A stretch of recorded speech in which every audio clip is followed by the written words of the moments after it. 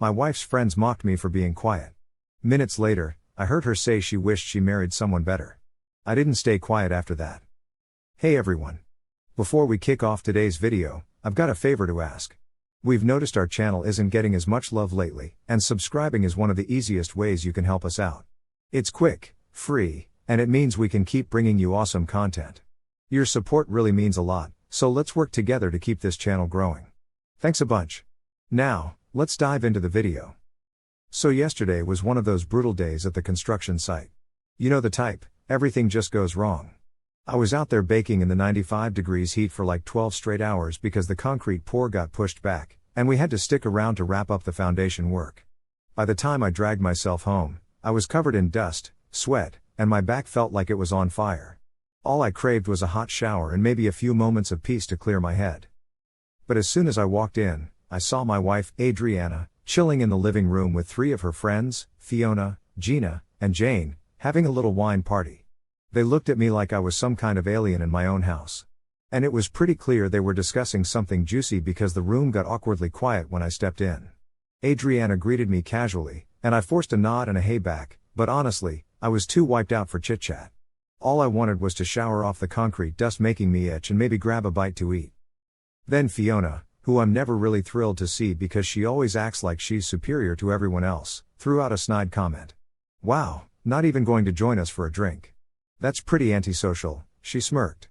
I just stood there thinking, seriously? I've been busting my hump since 6 a.m., I'm exhausted and filthy, and now I have to explain why I just want to clean up? But I could see Adriana looking at me with this embarrassed look, like I was the problem here. Gina chimed in, that's so rude. We hardly ever see you. And Jane added, Adriana was just telling us how you never want to socialize anymore. My blood was boiling because what on earth is Adriana telling them about me? I spun around, probably should have just kept walking, but I was tired and cranky and said, look, I work 60 hours a week. I'm covered in dust. I haven't eaten since lunch. Maybe cut me some slack here. Fiona, with her fake laugh, goes, there's always an excuse with you, isn't there? And that really got to me. Who the heck is she to judge? I shot back, excuse me? Working to support my family isn't an excuse. Then Adriana jumped in, sounding like she was calming a child, okay, everyone, let's just calm down, but her eyes told me she thought this was my fault. Of course, Fiona wouldn't let it drop, this is exactly what we were talking about before you got home. You're always so defensive and angry. And I'm standing there, baffled, wondering what they were saying before I walked in and why Adriana is airing our personal business. I asked, what exactly were you talking about? And Adriana, looking caught off guard, said, oh, nothing. We were just chatting, but I knew she was fibbing. Her friend sat there, watching this unfold like it was some soap opera. I just said, fine, I'm going upstairs, and left them to it. But even after I showered and tried to make a sandwich to quiet my growling stomach, I could hear them down there, talking and laughing. Every now and then, I'd catch bits of their conversation, stuff like, he's always in a bad mood, or never wants to do anything fun. That's when the pit in my stomach formed. Is this what Adriana really thinks of me? Is this what she tells her friends? I took my sandwich up to our room, threw on Netflix, and hoped to stay out of their way. But our walls are thin, and the chatter floated right up to me. The more they drank, the louder they got, with Fiona slurring something about me being controlling, and Adriana agreeing, saying things have gotten worse. I nearly choked on my sandwich. Where was all this coming from? I managed the bills because she asked me to. How did this turn into some kind of manipulation? The conversation took a turn with Adriana saying, sometimes I wonder what would have happened if I'd married someone different. That hit like a punch to the gut. I sat there for what felt like ages, reeling, trying to process that my wife, whom I've been with for 4 years, might be feeling like this stranger she's describing. Eventually, they called it a night around 11 p.m., and Adriana came upstairs, acting like nothing happened, asking if I was okay. I mumbled that I was fine, but my mind was racing. I laid there all night, wrestling with the idea that my wife might have been talking behind my back, painting me as this villain. So here's the deal, I'm feeling like the worst person ever because I'm trying to figure out what my wife, Adriana, is planning. I mean, was I wrong to just go to my room instead of hanging out with her friends? Anyway, some folks were curious about our backstory, so here's the scoop, Adriana and I have been together for 6 years and married for 4. She works part-time at this boutique, and I'm hustling full-time in construction. We bought our house together 2 years ago, and things seemed pretty solid, at least, I thought so. Now, on to the crazy update. I honestly don't know where to start, but I'm here in this hotel room trying to wrap my head around how my life just flipped upside down. Yesterday morning, I woke up and Adriana had already headed to work. I figured we'd have the what the heck is going on talk when she got back because I just couldn't shake what I overheard the night before. At work, I was a total mess and almost dropped a beam on my foot. Frank, my foreman, noticed and told me to take the afternoon off to clear my head. I got home around 2 p.m., and Adriana's car wasn't there, but I thought I'd just chill and maybe spruce up the house a bit, also to plan how I'd approach this situation without it blowing up into a fight. As soon as I stepped inside, I heard voices from the living room. I'm thinking maybe Adriana Ubered back for lunch with a friend. But nope, it's Fiona and Gina sitting at our kitchen table, poring over papers. They both jumped when they saw me, clearly not expecting company. Fiona's like, "Oh, we didn't think you'd be back so soon." I'm standing there puzzled, asking, "Where's Adriana, and what are you doing here?" Gina gives me this nervous look and says, "She gave us a key. We're just waiting for her." Just great, I've got questions why Adriana is handing out keys without a heads up. I notice they've spread out a bunch of papers on the table, bank statements, pay stubs, mortgage docs, the whole deal. I'm like, what the heck is going on with my financial papers? Fiona jumps up, trying to play it cool with you need to calm down. But seriously, how can I when they're snooping through my stuff? I tell them they need to leave, but Gina's all, "We're not going anywhere until Adriana shows up." I insist they go because they're overstepping big time. Fiona's coming at me with the aggressive and controlling card, which is wild since they're the ones rifling through my bank statements. Then, it clicks, they're helping Adriana figure out the finances for a divorce. That realization hits me like a ton of bricks.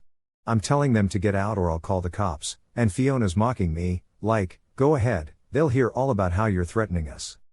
Right then, Adriana walks in and sees the scene. Gina spins it like I started shouting at them, which is total BS. Adriana's looking at me, asking why I'm being so hostile. I'm like, why are they going through our financials? Adriana defensively says she can share whatever she wants with her friends. And I'm thinking, our financial docs? Without even a discussion? Fiona's pushing this narrative that I'm trying to control things, and I'm just wanting answers on why my privacy is being invaded. Adriana says she needed help understanding our finances. I tell her, "You could have asked me. I'd explain anything." But she throws back, "You just handle everything and expect me to trust you." I'm just standing there, wondering when asking me about our money became impossible. Fiona's chiming in with the controlling husband trope, and Gina's packing up the papers. But Adriana wants them to stay, and I'm like, "No, we need to talk alone." Adriana says she doesn't feel safe being alone with me like this. Wow, that stung. I'm confused about what's happening here. Am I some kind of monster? I say I'm going for a drive and want them gone so we can talk when I get back. As I'm leaving, Fiona mocks, "Running away again, real mature." I just lose it and tell her I'm sick of being the topic of discussion in my own house. She goes, "There it is, the real you." Adriana's pleading for no yelling, and I'm just trying to understand why my marriage is under scrutiny by people who don't even like me. Gina's saying they like me fine but think Adriana deserves better. Based on what? They don't know the ins and outs of our relationship. Fiona claims they know enough. I ask Adriana if this is what she wants, her friends dictating our marriage. She doesn't say a word. That's when I knew she's already made up her mind. I tell them I'm leaving to sort things out. Upstairs, I grab some clothes, and when I come down, they're huddled, whispering, stopping only when they see me. I say to Adriana, "We need to talk tomorrow, have a real conversation." Fiona's sniping that Adriana doesn't have to talk to me if she doesn't want to. I say, "Actually, she's my wife, so yeah, we do need to talk." And then Fiona goes, "Not for long if she's smart." I ask Adriana if that's how she feels, and she says I should stay elsewhere tonight. I'm like, this is my house, too. Gina pipes up with, "Maybe legally, but she doesn't feel safe." Safe from what exactly? Fiona says they've heard stories, and I'm like, what stories? Adriana looks at me, simply saying, "Just go, please."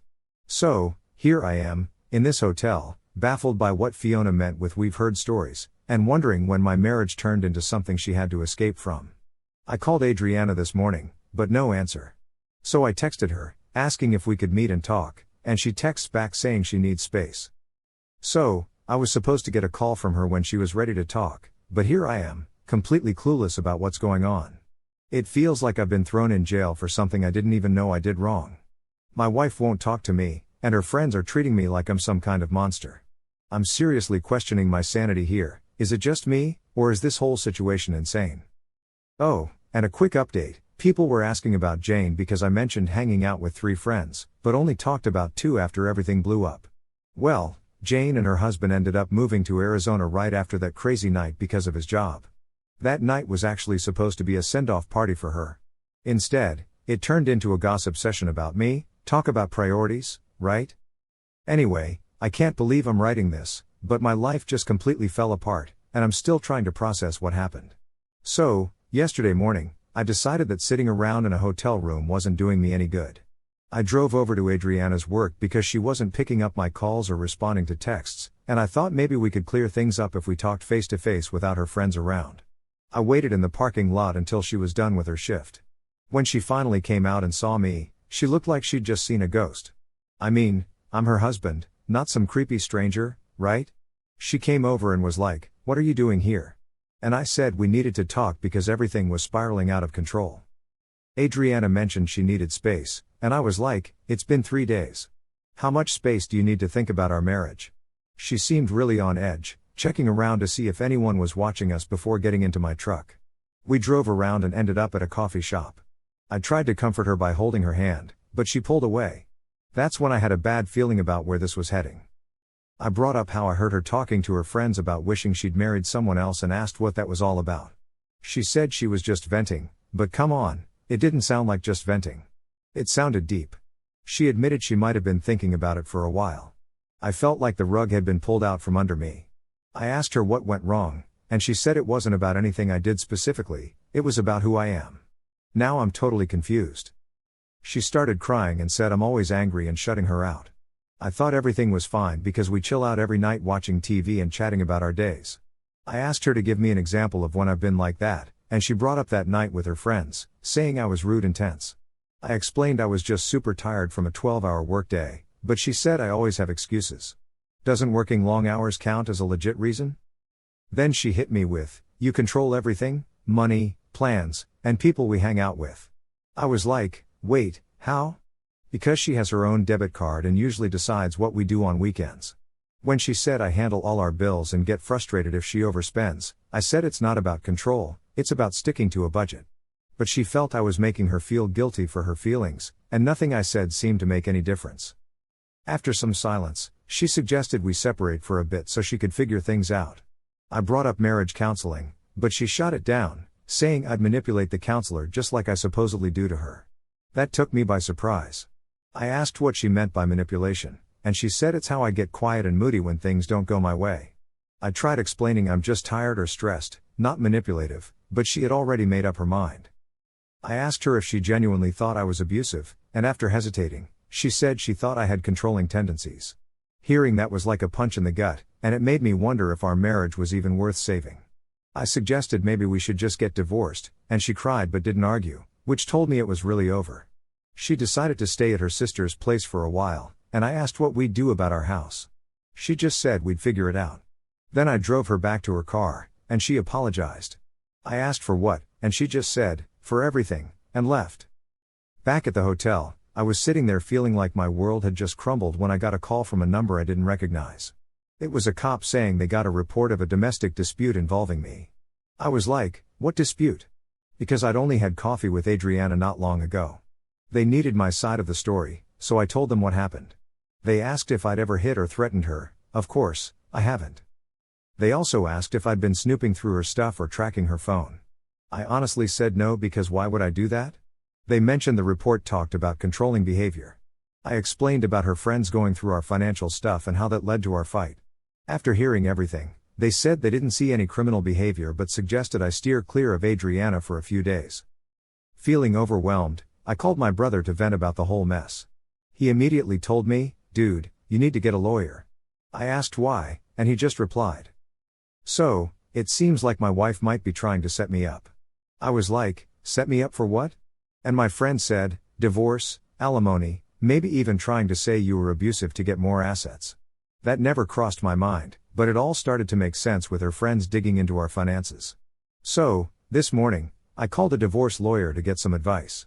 The lawyer basically said it sounds like she's been planning this for a while, and her friends might be helping her gather evidence for the divorce. He also warned me that a police report, even with no charges, could make me look unstable, so I should be super careful about how I interact with her from now on. I'm meeting with him again tomorrow to start filing divorce papers because if I don't act first, she might try to slap me with a restraining order or accuse me of hiding assets, and who knows what else. I've been replaying our conversations in my head, like when I asked her if she thought I was abusive, and she said, maybe. Now I'm wondering how long she's been planning this and if anything in our marriage was even real. Oddly enough, her friends going through our financials could work in my favor, showing that this was planned, not a knee-jerk reaction to abuse. I can't believe this is my life right now. I just need to vent because the last 24 hours have been nuts. After posting an update about all this madness, I was back at the hotel trying to figure out what to do when my phone started blowing up. A neighbor, Simon, called asking if I was alright and what was going on at my house. I was confused and asked what he meant. He said there were cops and ambulances, and my wife, Adriana, was crying on our lawn. I felt sick to my stomach. I asked Simon what was happening, and he told me the street was blocked off. Against my lawyer's advice, I drove home. When I got there, I saw the chaos. Adriana was in the back of an ambulance, a blanket around her shoulders, talking to a paramedic. She started crying even louder when she saw me. A cop came over and told me to leave. I said it was my house and asked what was going on. He said there was a domestic violence complaint. I told him I hadn't seen my wife since yesterday afternoon and had witnesses. But the cop was skeptical and said Adriana had bruises on her arms and claimed I grabbed and shook her. I felt like my world was crumbling because it wasn't possible. I told the officer I was at the hotel all night and had proof, but he just told me to back away. Another officer came over and asked if I was the husband. When I said yes, he said they needed to arrest me for assault and battery. I panicked, insisting I needed to call my lawyer. They said I could do that from the station and cuffed me in front of all my neighbors, who were snapping pictures. I felt like my life was being torn apart. At the station, in a holding cell, I called my lawyer. He told me not to say anything until he got there. 2 hours later, we met with the detective. My lawyer showed hotel receipts, key cards, and room service receipts from 9 p.m., and the detective's attitude changed upon realizing I couldn't have been home when Adriana claimed the attack happened. The detective left the room for 30 minutes, returned, and said there was confusion about the timeline. My lawyer suggested the incident didn't happen at all. The detective said more investigation was needed and released me, advising not to go home or contact Adriana. Back at the hotel, in shock, my phone rang. It was Fiona, Adriana's friend, drunk and crying, apologizing, saying this wasn't supposed to happen. I asked what she meant, and she said Adriana wasn't supposed to call the cops, they were just prepping for the divorce. When I asked how, she said they told Adriana to document everything, claiming I was abusive to get proof for the divorce. I was floored. Fiona admitted the bruises were from a work fall, and they'd thought Adriana should take pictures and say I did it. I felt nauseous. I hung up, called my lawyer, and he asked if I recorded the conversation. I hadn't, but he advised recording if she called again. An hour later, Fiona called back. This time, I recorded it. She repeated everything about the fake abuse allegations. My lawyer said this was huge, and we needed to inform the police ASAP, as false reporting is a felony. The next morning, we went to the police station, played the recording for the detective, who said they'd arrest Adriana and Fiona and drop all charges against me. They might even charge Gina if they can prove she was involved. The detective said Adriana could be charged with filing a false police report and maybe perjury if she lied officially. My divorce lawyer said this changed everything. We can now show she acted in bad faith, and she might get nothing in the divorce, maybe even owe me. Honestly, the whole situation was nuts. I was on the brink of getting arrested for something I didn't even do. And the kicker? It was all because my wife, the one person I thought I could trust more than anyone, tried to wreck my life and reputation just to squeeze more cash out of our divorce. Imagine if Fiona hadn't had one too many drinks and spilled the truth to me out of guilt. I could have been behind bars, with years of prison time looming over me for domestic violence charges that were totally bogus. Adriana would have been playing the victim card, soaking up sympathy, while I'd have lost everything I worked for. It's wild to think that after 4 years of marriage, I had no idea Adriana could pull something like this. But I guess that's the price I paid for trusting someone who was secretly plotting against me. Anyway, the divorce papers are getting filed tomorrow, and my lawyer's all about going after everything we can. No guilt here, because she tried to trash my life for money. This whole thing still feels unreal. Final update time, folks. I know most of you have probably moved on from this debacle, but I figured I'd wrap things up since so many people were asking for updates. The divorce is officially done as of last week. So, after all the chaos with the arrests and false charges, Adriana ended up pleading guilty to filing a fake police report. She got 6 months of probation, some community service, and a fine. Fiona got hit with the same deal and had to cover my legal fees, which was a relief because those bills were piling up like crazy. As for Gina, they couldn't pin anything on her because there wasn't enough proof she knew about the fake bruises. But honestly, I think she was knee-deep in it, given how she was acting when they were going through my financial documents. The divorce dragged on forever because Adriana kept trying to stretch it out, claiming she was the victim of abuse even after she was convicted of lying about it all. My lawyer was on top of it, shutting her down every time she tried to bring it up again. Eventually, her lawyer told her to quit because it was just making her look worse. She ended up with next to nothing besides her car and personal stuff, had to chip in for the lawyer fees, and signed an agreement never to claim I abused her or contact me again. I got to keep the house, most of our savings, and my retirement account. No alimony for her, thanks to the false charges, which my lawyer said was a big win since it's pretty rare. The judge wasn't thrilled about the situation, to say the least. The weirdest part? Adriana's sister reached out a few weeks before the divorce was finalized. She apologized and claimed she had no idea what Adriana was cooking up. She said she only urged Adriana to call the cops because she believed her sob story about me hitting her. Apparently, Adriana had been bad-mouthing our marriage for months, making me out to be some controlling monster. Her sister and Adriana's mom were pushing her to leave me, but they never expected her to whip up false abuse allegations. I had to ask when this all started, and her sister said it kicked off right after we bought the house. Adriana realized how much cash we had and started saying I was controlling and keeping money from her, which was total BS. Adriana knew exactly what we had and had her own cards and accounts. It seems like she thought playing the victim would get her more. Her sister said Adriana's been crashing at their mom's and working some retail job that doesn't pay much. She's still spinning tales that I ruined her life and got her arrested for no reason.